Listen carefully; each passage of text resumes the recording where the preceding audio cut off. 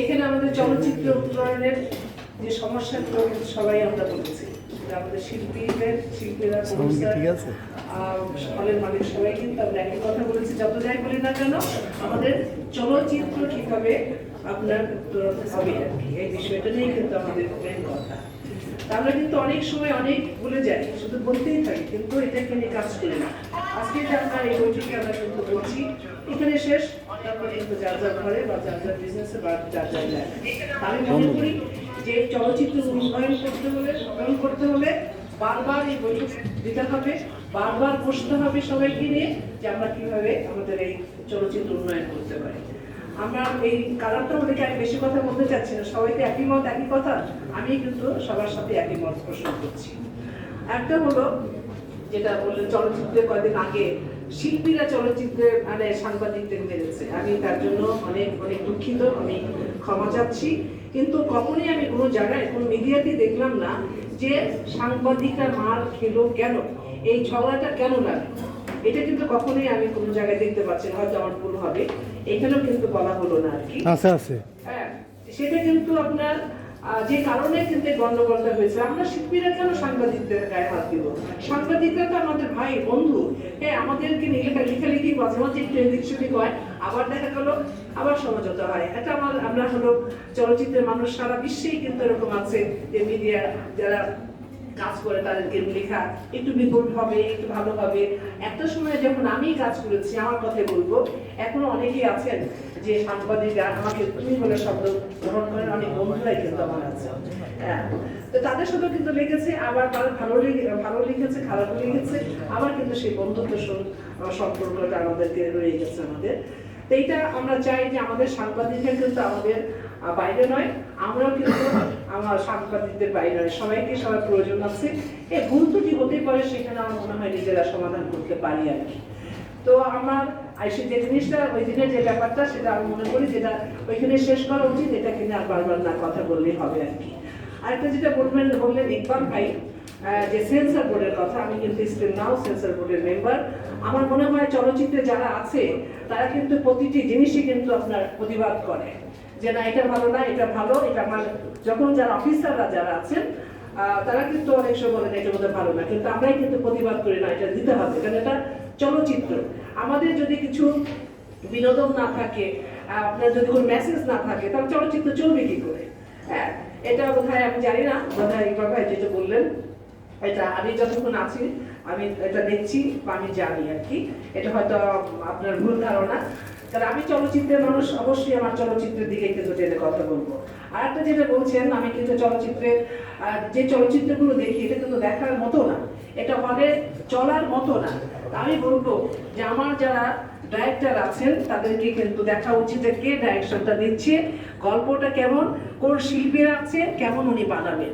এখন যা খুশি তাই একটা টেলিফিল্ম বানিয়ে দিল, যাকে খুশি তাকে নিয়ে নিল শিল্পী হিসাবে, সবাই শিল্পী, তাকে চেনাও যায় না, জানাও যায় না। আমরা যখন চিনি না, তার দর্শক কি করে চিনবে? তাই আমি মনে করি যে আমাদের ডাইরেক্টর অ্যাসোসিয়েশন যারা আছেন তাদেরকে এটা কিন্তু যাচাই বাছাই করা উচিত হবে আর কি, এটা অন্তত আমাদের চলচ্চিত্রের জন্য, যে কোন ডাইরেক্টর আপনার বানাচ্ছেন, কি ধরনের স্ক্রিপ্ট, কারা অভিনয় করছেন। হ্যাঁ, আরো অনেক কিছু বিষয় আছে, আমি অত দূর যেতে চাই না, তবে আমাদের চলচ্চিত্রের জন্য উন্নয়ন হোক সব বিষয়, এটা আমি চাই। সবাই মিলিতভাবে যদি আমরা কাজ করি, আমার মনে হয় যেটা এগিয়ে যাবে। যেটা বললেন অনুদানের কথা, অনুদান কিন্তু আগে দিতে বোধ হয় 10টা 12টা বোধ হয় আপনার পূর্ণ দৈর্ঘ্য চলচ্চিত্র, আর তারপর আপনার যে শর্ট ফিল্ম বলেন, স্বল্প দৈর্ঘ্য বলেন বা শিশু দশ বলেন, দিতেন আপনার 5 বছর আগে, তখন কিন্তু 20টা আপনার হলো পূর্ণ দৈর্ঘ্য চলচ্চিত্র কিন্তু অনুমোদন করা হলো। তারপর আপনার শিশুতোষ, তারপর আপনার আমার মনে হয়, আমার ধারণা এটা, বা 20টার মধ্যে বোধহয় আপনার কি 5টা ছিল বোধহয় শিশুতোষ আর কি, এটা নিয়ে আমি যাই, আমার মনে হচ্ছে আমি এতটা বোধহয় ভুল ধারণা হতে পারে, তবে আমার যেটা ধারণা 20টা হলো, কারণ আমি 2-3 বার ছিলাম এই কমিটিতে, 20টা করে হলো আপনার মানে পূর্ণ দৈর্ঘ্য চলচ্চিত্র। হ্যাঁ, আর শর্ট ফিল্ম আলাদা, কারণ আমি 2বার করেছিলাম, আমি জানি। তো এই মুহূর্তে আমি মানে ভুলে গেছিলাম। তো সেইখানে আমার যেটা আমি বলবো, যে আমার বাংলাদেশ চলচ্চিত্রের যে অবস্থা, 2-4টা ছবি দিলে কিন্তু হবে না, শুধু ঈদের জন্যই কিন্তু ছবি হয়, ঈদের মধ্যে দেখা গেলো সবাই মুড়মুড়, সেখানে একটা শিল্পী শুধু ছবি হিট হচ্ছে, আর কোথায় হচ্ছে বলেন দেখি, আর এই খুবই কম বেশি। তাহলে যে 12 মাসে হলো একটি বছর, এই 12টি মাস, 11টি মাস কি করে চলবে, হলের মালিকরা কি করে চলবে, শিল্পীরা কি করে চলবে, প্রডিউসাররা কি করে চলবে। তাই আমি মনে করি এই যে আপনার শুধু 1 মাসের জন্য না, 11টি মাস যেন আমাদের হলে ছবি চলে, সেই ধরনের গল্প নিয়ে ছবি বানাতে হবে, সেই ধরনের আপনার কি বলে বিগ বাজেটের বানাতে হবে। কারণ এখন কিন্তু মানুষের চোখ খুলে গেছে।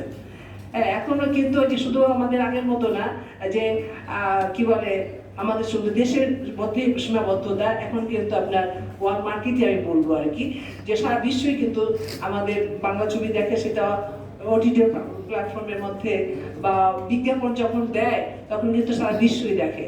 হ্যাঁ, তো আমি মনে করি যে যারা প্রডিউস করবেন তারা যেন ওইভাবেই গল্প নিয়ে আসেন, ভালো ভালো আর্টিস্টদের নিয়ে কাজ করেন, আর যেগুলো ছবি হলে দেখার যোগ্যই না, হলে চলার মতোই না, এগুলো বন্ধ করা উচিত হবে।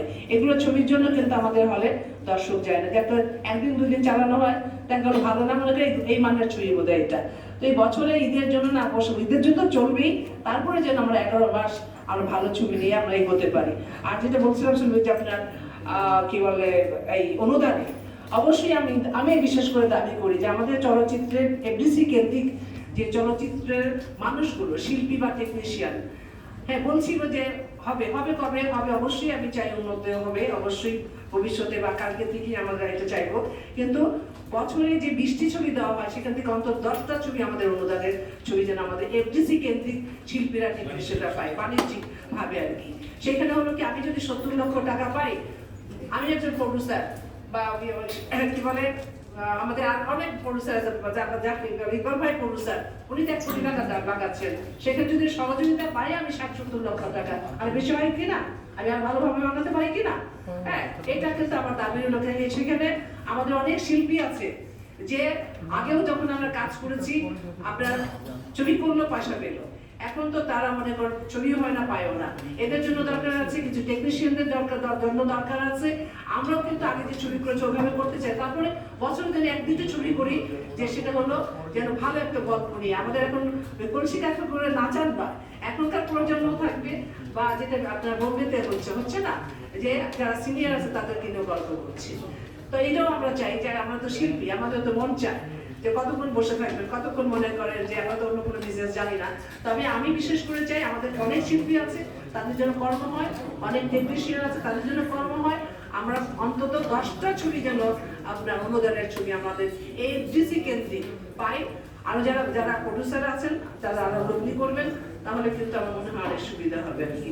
তবে আমি আর কিছু বলতে চাই না, আমাদের ছবি ভালো হোক, আমাদের চলচ্চিত্র ভালো হোক, আমাদের ইন্ডাস্ট্রি ভালো চাই, কারণ আমি এই চলচ্চিত্রের মানুষ। এই চলচ্চিত্র থেকে কিন্তু আমার রোজিনা নামটি হয়েছে, আমি কখনোই চাইবো না আমার চলচ্চিত্র ধ্বংসের দিকে যাক। তবে আগে আমরা যেভাবে ছবি করেছি, চাই যেন তার চেয়ে ভালো ছবি হোক, তার চেয়ে যেন আপনার নাম করুক আমাদের ছবি চলচ্চিত্রের জন্য আরো এগিয়ে যায়। তো থ্যাংক ইউ, ধন্যবাদ।